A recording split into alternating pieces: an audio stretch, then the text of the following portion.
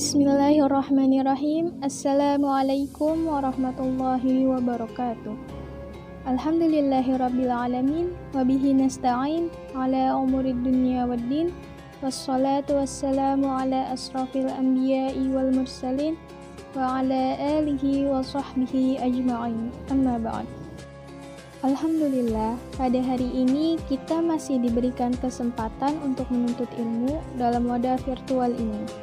Perkenalkan, kami dari kelompok 9 yang beranggotakan saya Sutianisi dan rekan saya Ahmad Kodikan dan Siti Afifah.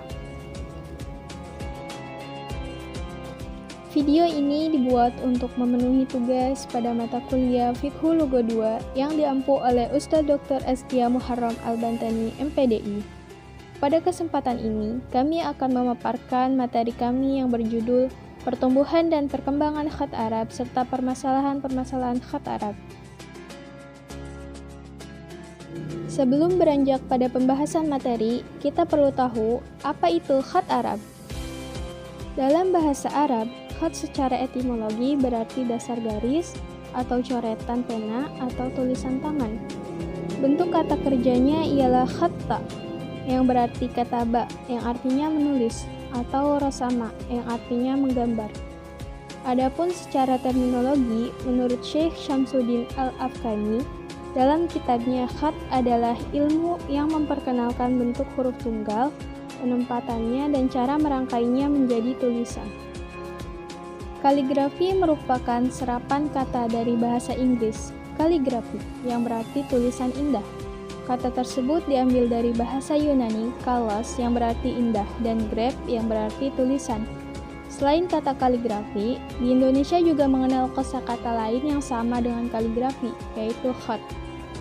Kata tersebut merupakan kosakata dari bahasa Arab. Lebih spesifiknya, khat bukan sekedar tulisan indah. Di dalamnya terdapat disiplin ilmu yang mempelajari tentang anatomi huruf hijaiyah, cara merangkai tiap huruf, cara menata tiap kalimat, dan cara memilih huruf. Kaligrafi atau khat merupakan salah satu hasil dari peradaban Islam. Pengaplikasian kaligrafi dapat dijumpai di berbagai dinding-dinding masjid, istana, keramik, dan lain-lain sebagai hiasan. Selain itu, kaligrafi juga digunakan pada manuskrip atau teks dan mushaf dalam Al-Quran, sehingga keberadaannya sangat penting bagi Islam. Adapun dua jenis kaligrafi Arab, yaitu kaligrafi kontemporer dan kaligrafi klasik. Kaligrafi klasik adalah kaligrafi yang taat pada kaidah-kaidah yang telah ditetapkan. Sedangkan kaligrafi kontemporer merupakan perpaduan antara seni lukis dan kaligrafi. Kaligrafi kontemporer dapat dikreasikan dengan keindahan lukisan alam.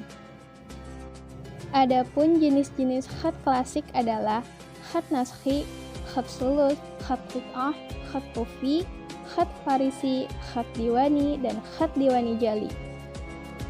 Selanjutnya adalah asal-usul kaligrafi atau tulisan Arab. Asal-usul kaligrafi ditandai dengan adanya pembentukan huruf abjad Arab, sehingga menjadi dikenal pada masa-masa awal Islam. Huruf-huruf Arab berasal dari huruf nabati, yaitu huruf orang-orang Arab Utara yang masih dalam rumpun Smith yang terutama hanya menampilkan huruf-huruf mati. Dari masyarakat Arab Utara yang mendiami Hirah dan Ambar, tulisan tersebut pada akhirnya berkembang pemakaiannya ke wilayah-wilayah selatan Jazirah Arab. Seni kaligrafi pada dasarnya telah diperkembangkan demi untuk menghasilkan salinan-salinan Al-Quran serta teks-teks agama yang indah. Selepas pada abad ke-14, berlaku perkembangan kaligrafi terutama di Parsi, Turki, dan India. Pembahasan selanjutnya adalah pertumbuhan khat Arab. Huruf-huruf yang lazim digunakan menulis naskah-naskah, visualisasi ide di berbagai negara sekarang ini, seperti huruf Latin, India, Tiongkok, dan lain-lain, pada mulanya merupakan tanda-tanda yang sangat sederhana, yang telah ditemukan, disepakati, dan digunakan generasi yang paling tua. Kemudian, oleh generasi berikutnya, disempurnakan dengan proses penambahan dan pengurangan sesuai kebutuhan, sehingga terwujud bentuk tulisan seperti yang telah terlihat sekarang. Demikian pula, tulisan Arab yang sekarang kerap disebut dengan kaligrafi Al-Quran.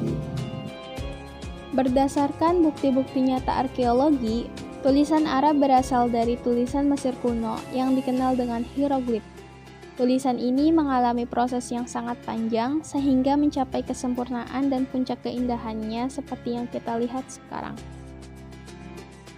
Dari tulisan Mesir kuno, suku Finiki, yaitu suku yang mendiami lingkungan pegunungan Libanon, menciptakan tulisan yang disebut khat Finiki. Kemudian bercabang menjadi dua bentuk tulisan, yaitu Arami dan Musnad. Arami merupakan tulisan yang digunakan suku Syam kuno yang mendiami Palestina, Syam, dan Irak. Sedangkan Musnad adalah tulisan yang digunakan oleh suku Hunain di Yaman. Dari khat Arami, lahir tulisan Nabati di Hirah dan Satranjili Suryani di Irak. Sementara dari khat Musnad, lahir khat-khat seperti Safawi, Samudi, Lihyani di Arabia Utara, dan Humairi di Arabia Selatan. Khat Nabati yang berkembang di Hirah dianggap sebagai cikal bakal khat Naskhi. Sedangkan khat Satranjili akhirnya melahirkan khat Kufi yang sebelum Islam disebut Hijri. Pendapat yang paling dipercaya dan disepakati banyak kalangan seperti yang dikatakan Kamil Al-Baba, bahwa orang-orang Arab mengadopsi tulisan dari suku Nabati, ras Arab yang menempati wilayah utara Jazirah Arabia di negeri Yordan dengan ibu kota Putra.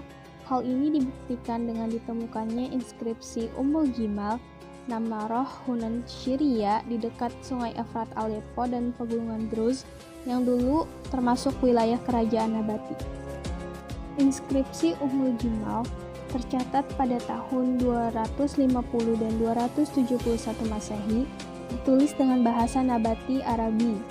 Inskripsi Namarah pada tahun 328 Masehi, ditulis dengan khat Nabati Mutakhir, yaitu tulisan yang selanjutnya berkembang menjadi tulisan kaligrafi Arab awal.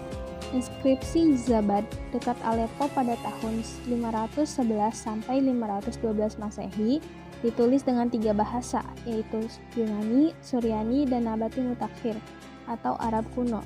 Dan inskripsi Huron pada tahun 568 sampai 569 Masehi, ditulis dengan bahasa Greek dan Arab. Tulisan yang digunakan mendekati tulisan khat Naskhi. Dari tulisan Nabati Mutakhir, bermunculan ragam nama tulisan yang masing-masing dinisbahkan kepada nama-nama daerah, di mana tulisan dipergunakan seperti khat Hiri berada di kota Hirah, Ambar berada di kota Ambar, Maki berada di kota Mekah, dan Madani berada di kota Madinah. Dua yang terakhir kerap disebut Hijazi karena berada di kota Hijaz. Nama-nama tersebut sama sekali tidak merujuk kepada bentuk atau corak sendiri-sendiri yang independen, tetapi mirip dan berpangkal pada Nabati Mutakhir. Dari sekian banyak ragam tulisan, disimpulkan hanya terdiri dari dua bentuk pokok, yaitu mabsut wa mustaqim, berbentuk bersudut-sudut, lurus dan kaku. Jenis kaligrafi ini contohnya adalah khat Kufi. Selanjutnya, mukawwar wa mudawwar. Bentuk hurufnya elastis dan cenderung melengkung dan bundar. Yang termasuk ke dalam jenis ini adalah khat Naskhi, khat Sulus, khat Rik'ah, dan beberapa tulisan lain di luar Kufi. Selanjutnya, perkembangan khat Arab.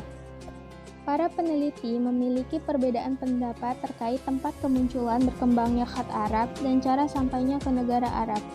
Adapun mayoritas perkiraannya bahwa khat Arab klasik itu dikutip dari penulisan Nabati yang tercetak dari tulisan Arami.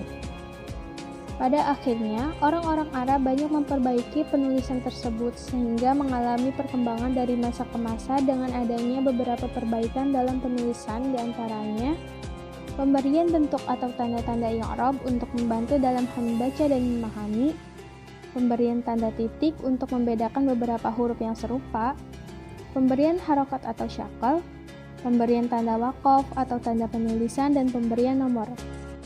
Selanjutnya, permasalahan-permasalahan khat Arab. Ada beberapa masalah terkait dengan khat Arab, diantaranya adalah: pertama, khat Arab tidak memiliki harokat. Adapun tulisan yang tanpa harokat, maka bagi para siswa tidaklah mudah untuk membacanya dengan benar, kecuali ciri yang mempunyai bentuk yang berbeda dalam membacanya. Kedua, banyak simbol atau tanda huruf yang sama. Dalam bahasa Arab mempunyai 28 bunyi konsonan dan 28 simbol yang berbeda. Khususnya setiap simbol atau tanda hanya untuk satu suara saja.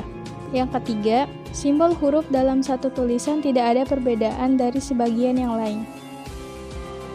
Baiklah teman-teman, cukup sekian pembahasan dari pemaparan materi kelompok kami yang berjudul Pertumbuhan dan Perkembangan serta Permasalahan-permasalahan Khat Arab. Semoga bermanfaat bagi teman-teman semua. Mohon maaf apabila ada kesalahan dan kekurangan dari penyampaian dan penulisan materi kelompok kami. Kami akhiri, wabillahi taufiq wal hidayah. Wassalamualaikum warahmatullahi wabarakatuh.